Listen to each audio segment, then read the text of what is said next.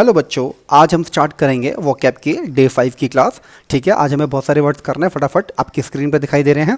तो स्टार्ट करते हैं आज की क्लास। Impart, IMPART, impart. इसके अंदर जैसा कि मैं शुरू से बताता हुआ आया हूँ सभी बच्चों को कि आपको इसके अंदर हिंदी एडजस्ट करनी है, छुपानी है हिंदी, ताकि आपको पेपर में वो काम दे। ठीक है, क्योंकि वोकैब बहुत सारी है, बहुत बहुत बहुत सारी है, बट पेपर के लिहाज से जो इंपॉर्टेंट है वो मैं आपको करा रहा हूँ। चलिए स्टार्ट करते हैं। Impart, IMPART, impart. इम्पार्ट का मतलब होता है प्रदान करना। अब मुझे पार्ट, पार्ट यानी कि हिस्से प्रदान किए गए हैं, आँख देखने के लिए, है ना, कान सुनने के लिए। तो ऐसे ही हर बॉडी के हर एक पार्ट का अपना अपना इंपॉर्टेंस है। तो इम्पार्ट मतलब प्रदान करना, इम्पार्ट। अगला है फिर वेंट। आप फिर मतलब हिंदी का फिर हो गया, वेंट मतलब हो गया जाना। अब बार बार कहाँ जाओगे जहाँ आपको उत्साह मिलेगा, जोश मिलेगा, ताकत मिलेगी। तो फिर वेंट मतलब हो गया उत्साही। टेमरिटी, टेमरिटी, टेमरिटी वर्ड ऐसी है, टैमर टैमर टैमर टैमर टैमर। टू मर टू मर टू मर टू मर।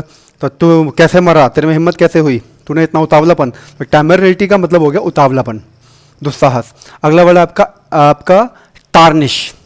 अब मेरे किसी से तार जुड़े हुए थे, वो निष्फल हो गए। क्यों? क्योंकि मेरी खिलाती पे किसी ने कलंक लगा दिया कि इस बंदे से बात मत करो, ये बंदा बेकार है। तो टार्निश का मतलब हो गया किसी की ख्याति। तार को निश करना, तार को निष्क्रिय करना। जो तार जुड़ी हुई थी उस बंदे से, उसको निष्क्रिय करना, डेट्स को टार्निश, यानी किसी की ख्याति को खराब करना। ठीक है, अगले वर्ड की तरफ फटाफट से आइए। इलिस्ट्रियस या इलिस्ट्रियस मतलब होता है शानदार। कहता है ना, इलिस्ट्रियस मूवमेंट है मेरी जिंदगी का शानदार, तो इलिस्ट्रियस का मतलब शानदार है। ठीक है, उसके बाद प्लेंडर या प्लेंडर।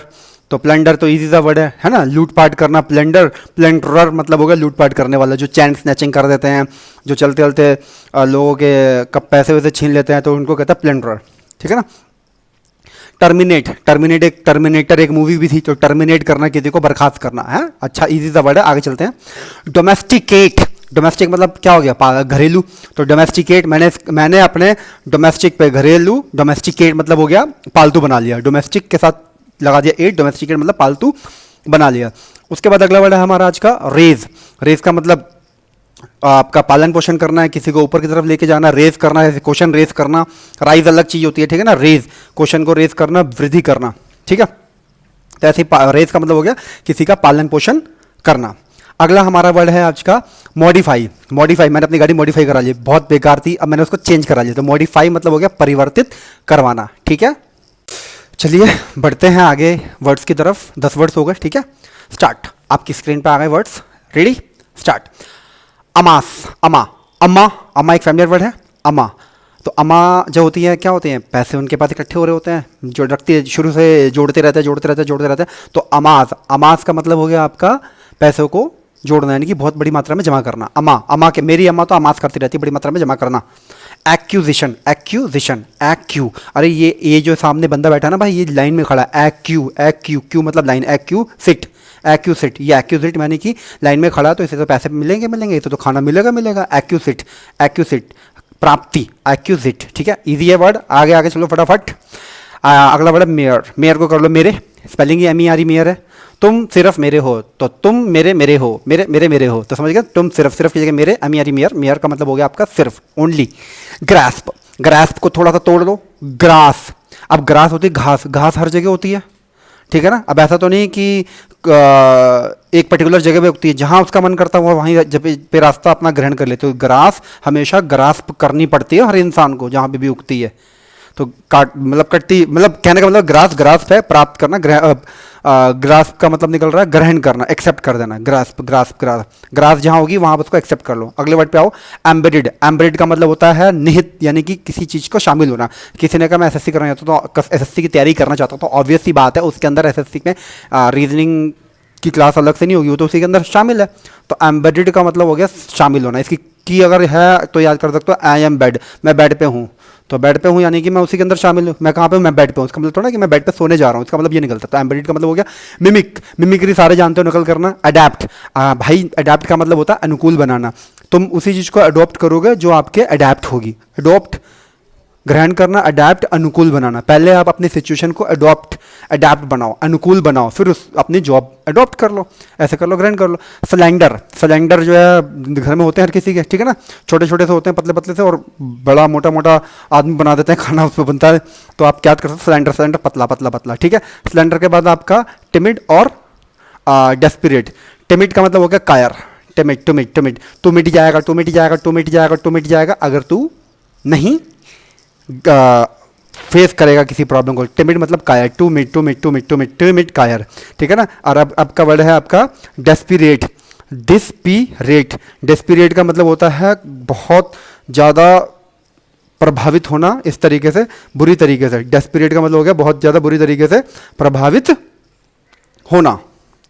अब इस समय जो है आप बोल सकते हो माइग्रेंट वर्कर्स